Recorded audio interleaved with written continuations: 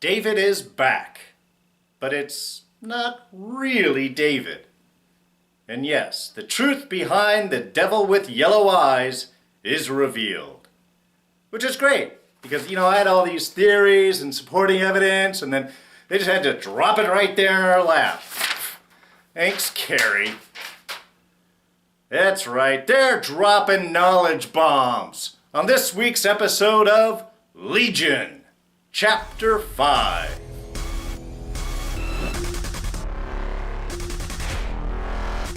Hey everyone, D here, and welcome to this week's review of Legion. So, warning, major spoilers ahead, serious knowledge bombs about to be dropped. This is your only warning. Alright, so good episode this week.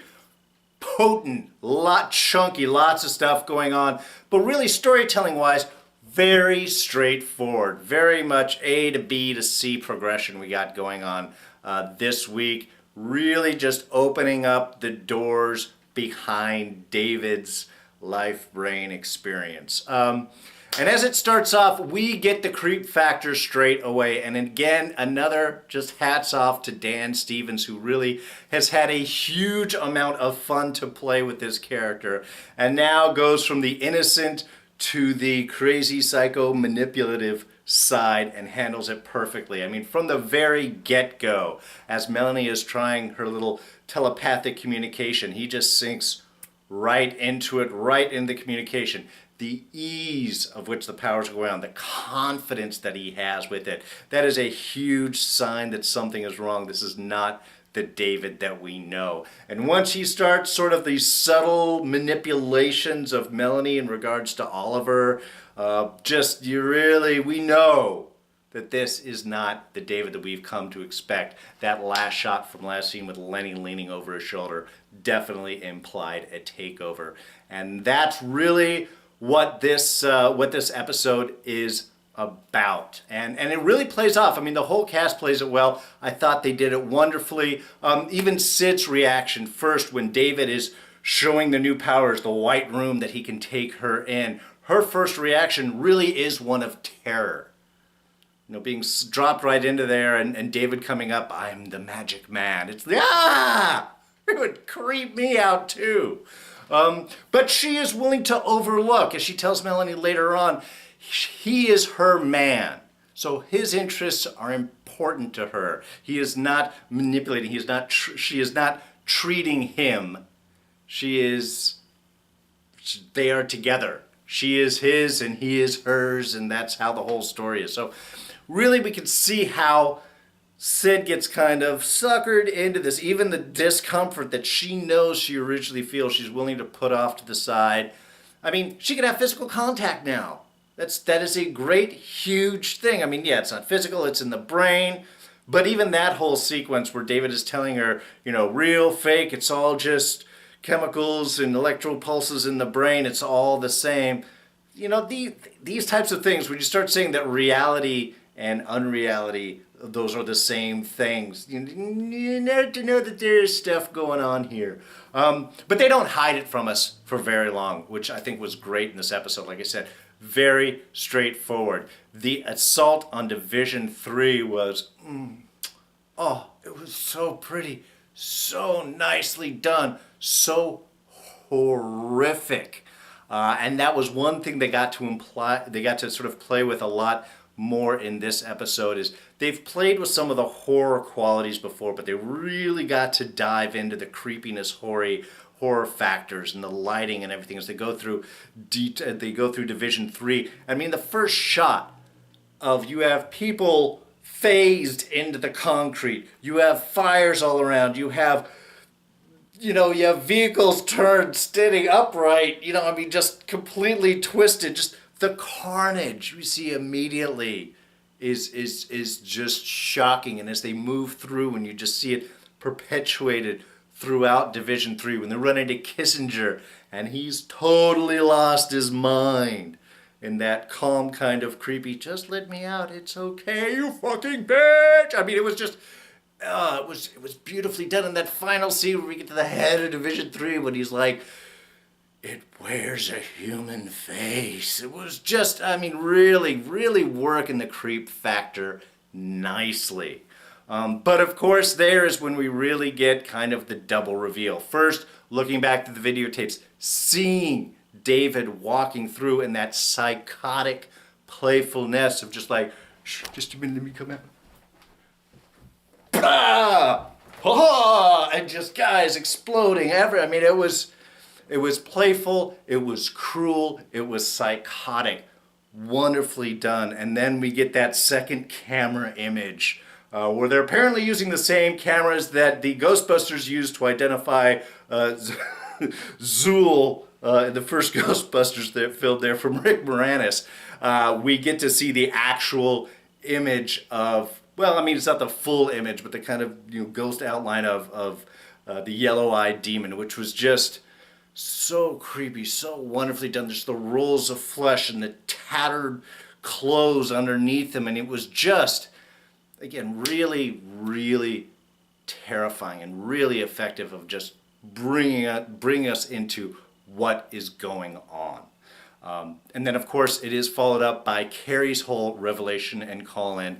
And he was going through the same things, seeing the old video of David in the MRI, seeing the flash of the devil with yellow eyes, and then even David as a little kid, where he drops the big knowledge bomb, the reveal of what they're actually dealing with. That this is not David. This is an entity, a parasite connected to him, probably has since he was a kid, maybe even since as a baby. And we're going to go into all of that in just a little bit. But just, I mean, really dropping things out straightforward there so that we all really know what we're dealing with, and we can take all of those next steps forward. Which for Sid, of course, is just the acceptance of that reality, of the fact that there is the devil living inside of Sid. Inside of David. And I think that was just even that whole last sequence where we finally get back to David's home and he finds his secret that he is adopted. I'm not sure how we're going to play in with that. To me, that wasn't really a huge reveal. I mean, it's knowledge. Something kept from him, which is always going to throw people off. But really how that's going to play into things, I think that's something that's not quite so important right now. Certainly, I don't think really indicative or symptomatic of the yellow-eyed devil possession unto itself, though getting a little more background on David after that, is going to be helpful. But even that whole sequence where we have Lenny kind of even revealing herself and admitting, it's Lenny, no, or is it Benny, or is it King the dog, or is it the angry boy? I mean, all of these images we're seeing, yes, these are manifestations of the devil with yellow eyes. These are all subtle manipulations of David, and now really out in the fore, really having taken over. And then it gets to that final little bit too, also where we see that it's not a total takeover. David is in fact still in there. And I thought that was wonderfully done. Again, adding that creepy factor and yet still having a sense of timeliness. When he's playing over the songs about rainbows, which, Kermit the Frog, that was in the first Muppet movie. That was the credits song there.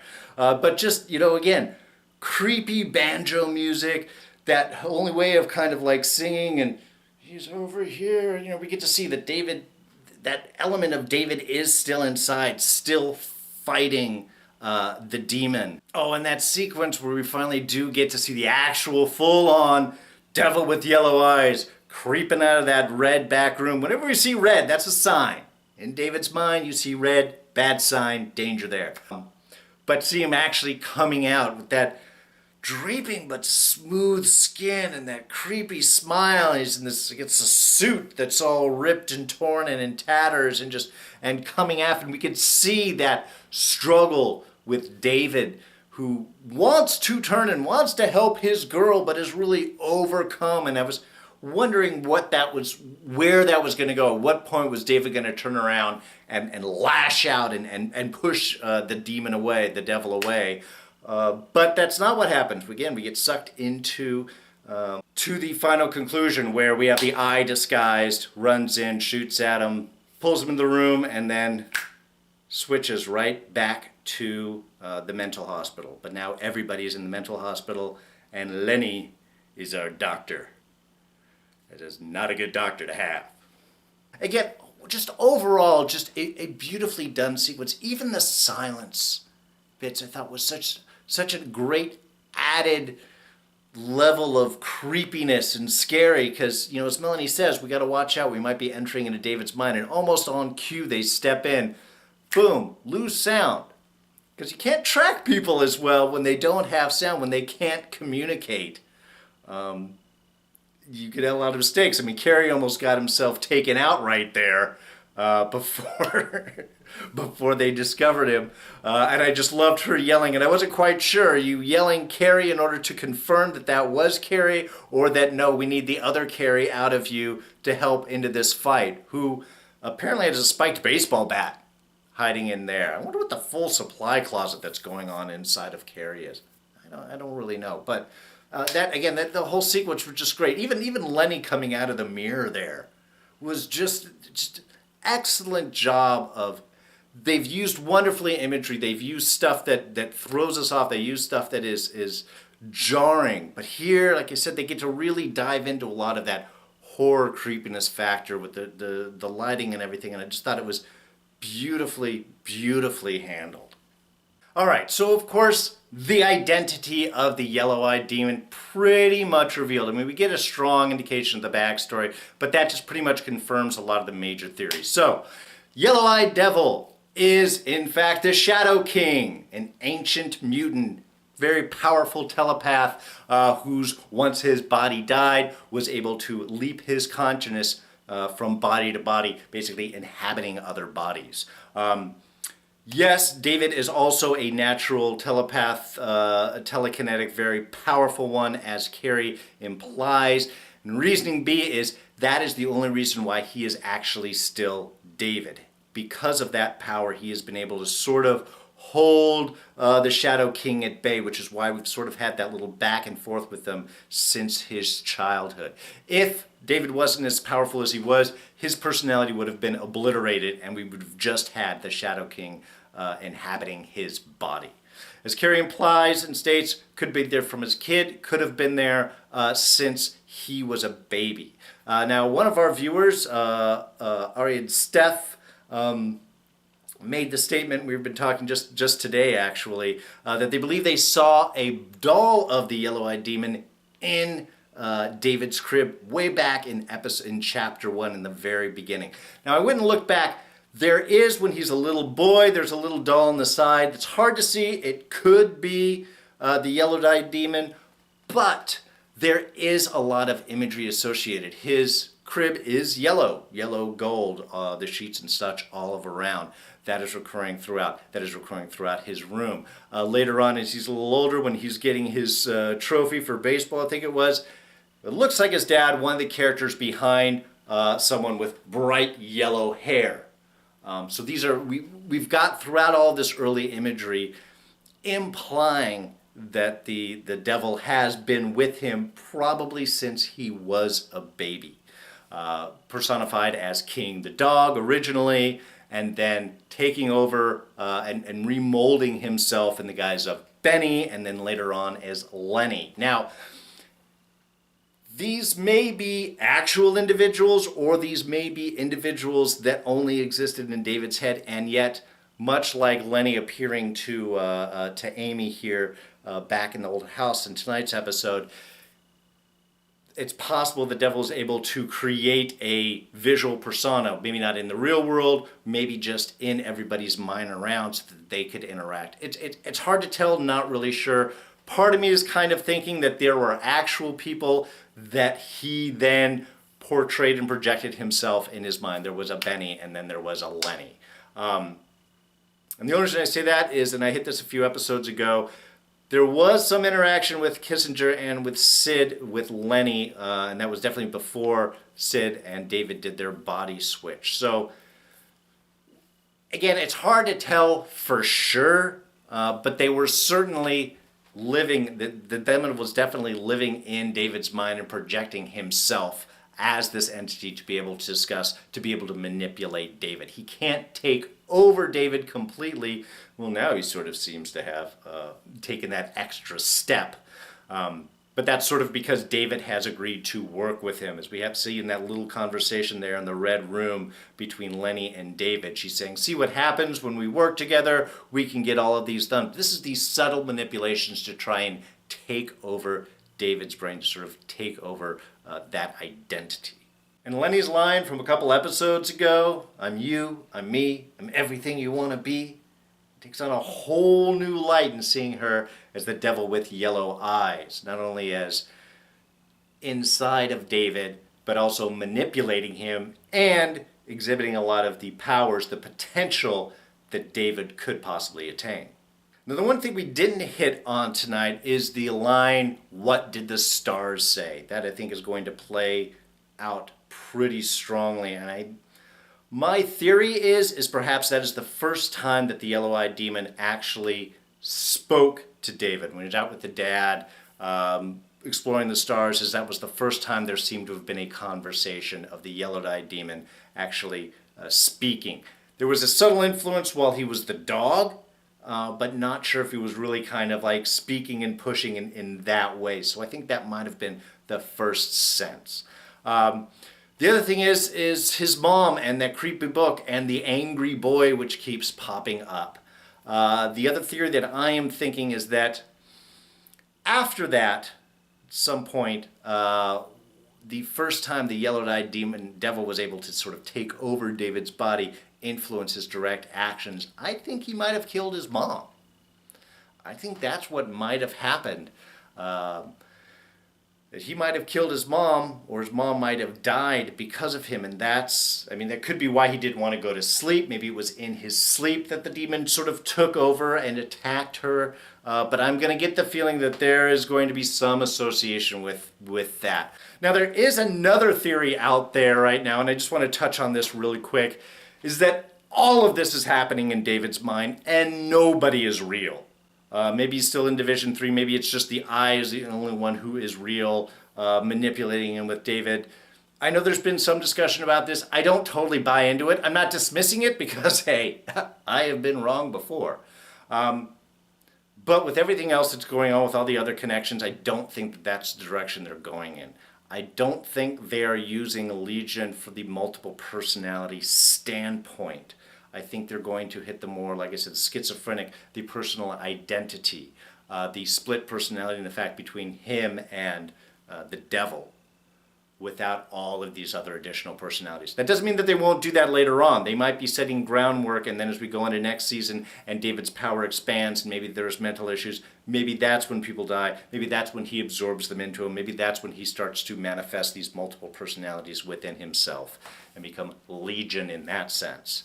What it might be now is more of a legion of powers within him right now, and really just focusing on David versus the yellow-eyed devil and everybody else's kind of support. So, yes, I will have to admit it is entirely possible, but I haven't seen enough evidence to really nail that down for me. I think they're going in that other direction. Oh, and just real quick, just note on the Kerrys, really was very cool seeing their relationship today, and also how I was kind of worried too when they were bringing female Kerry in, as why doesn't just male Kerry absorb her in? Can he heal her that way? I like the fact that that was actually explained. No, it would be too traumatic, and yet when he does, there is the injuries that sort of form on him, and just even the back and forth of discussions while he's trying to figure things out, that he's talking to the Kerry inside of her. I loved seeing their relationship today. It was just very cool little insight. Oh, and time-wise, they said that Oliver has been in his coma for 21 years. If he still thinks that it's the 60s or late 70s, that would put this series around the early 90s, which is funny because I think that's where they want to place the next X-Men movie. Just a small little observation. All right, so I think that covers it for tonight. I got a few more episodes ahead, trapped inside David's mind. Group's going to have to work together to try and first figure out where they are and then try and do the breakout. So lots of excitement still up ahead. So if you did enjoy this review, please go ahead and hit that like button. Thoughts, ideas, comments, keep them coming in the section below. I've been loving the back and forth and conversations. All of your thoughts and insights and theories I am eating up. Please continue to do so. You can always catch me on Twitter and Instagram. Of course, I'm at Darren Jakes. Now, if you are not a subscriber, this is your first time jumping in, don't miss any more because we got some more great episodes ahead of us and you don't want to miss it. And you won't miss it if you're a subscriber. How do you do that? You hit my face, it's right there, and then you won't miss anything. And I will throw up our latest review right up over here. That'll be of Black Sails. You can check that out. So, I'm going to say goodbye for now. I am D, and I'm out of here. I'll catch you guys next time. Bye-bye.